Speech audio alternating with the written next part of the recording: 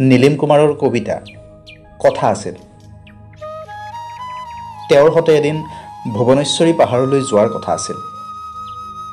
তাৰ পৰা হেনো এখন বগা চাদৰৰ দৰে দেখি ব্ৰহ্মপুত্ৰখন, পাৰ চৰাইৰ বাকচৰ দৰে দেখি ঘৰবোৰ, সাপৰ দৰে দেখি আলিবাটবোৰ, গাড়ীবোৰ হেনো পুতলাৰ দৰে দেখি, পৰুৱাৰ দৰে দেখি মানুহবোৰ।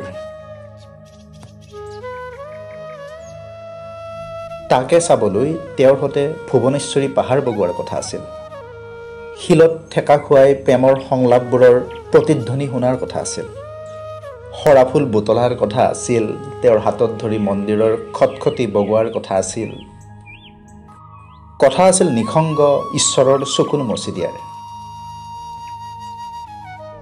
তেওঁ আহিব বুলি ৰঙা হৈ উঠিছিল পাহাৰখন, কঠোৰ হৈ উঠিছিল শিলবোৰ, ফুল ফুলিছিল বুকু ঢাকি, চৰাইবোৰ আহি ৰৈ আছিল গছৰ ডালত।